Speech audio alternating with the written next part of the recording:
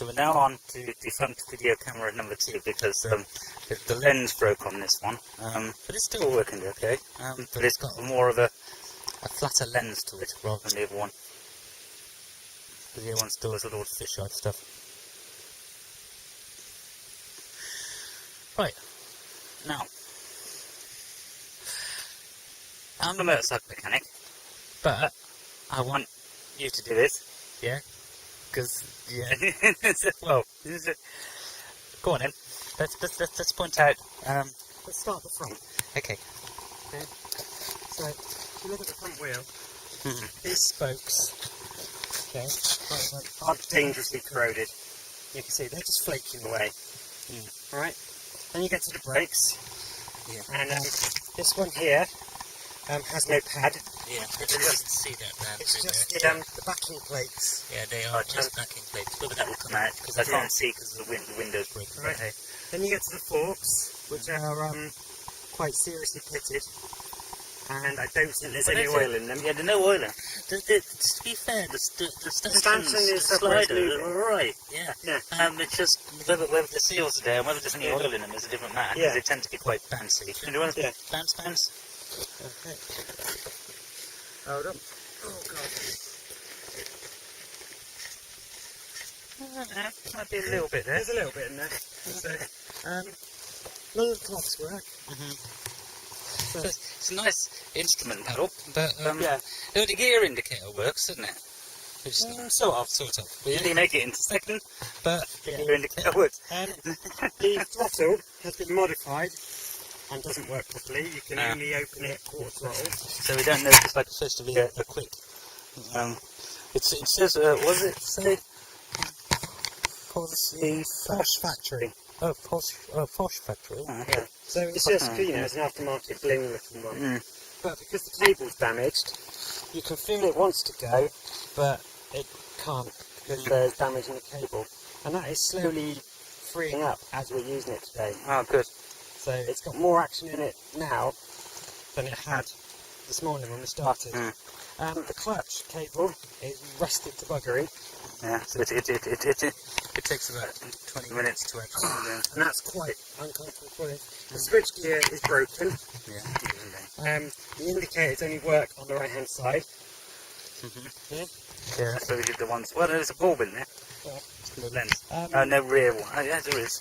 Then you come down to the brake master cylinder here, which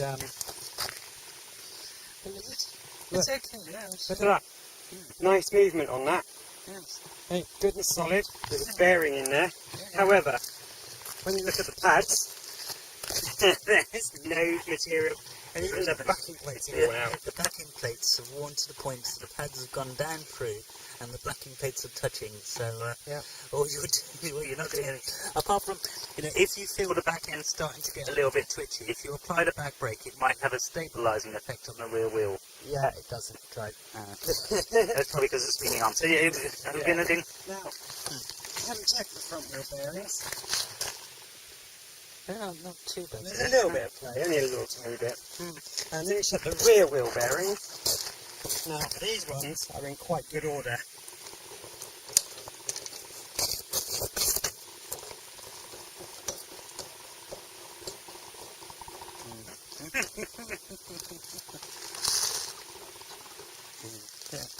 So you can see that, and hopefully you can hear it. Yeah, that's shagged.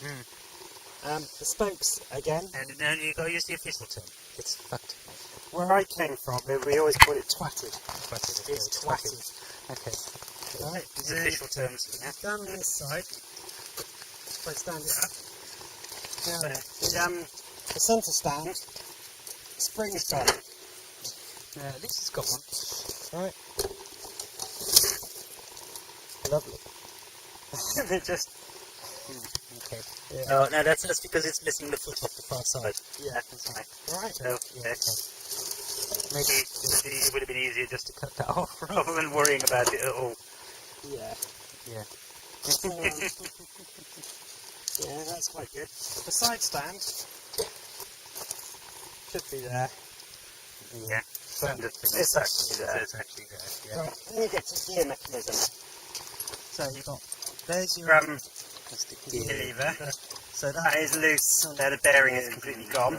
Yeah. Then you've got bolt there, which is loose. Yeah.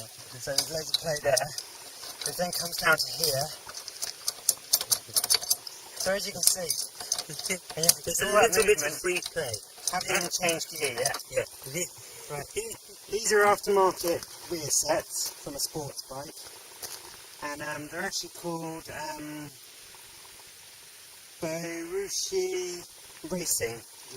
Okay. So they've been CNC machined with CNC machine pegs and levers and so on. Quite expensive. Good. And it puts the position in this, it's the most unnatural position ever. Yeah. So, yeah. Especially when you put combining rear sets with high bars. yeah.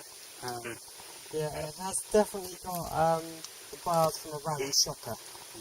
We failed to mention at the moment as well, of course, the chain, Which hasn't ever been lubricated since it left the factory. Yeah. And is in fact lubricated by grime and sand. Yeah.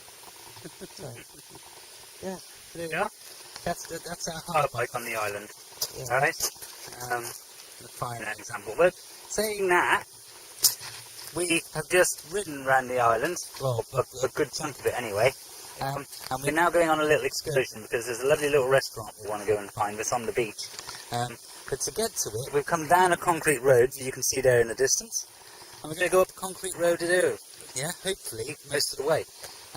However, Jane, I walked across, Jane has just negotiated this lovely river crossing here, which as you can see is well, swamp crossing, I would think best describes it. And these are planks. These are literally builders' planks laid on bits of wood across the swamp. So, fair play to Jane, really. Yeah. I was in two minds about doing it, but Jane's done it. In fact, did you see this piece? Might be best to take this side back.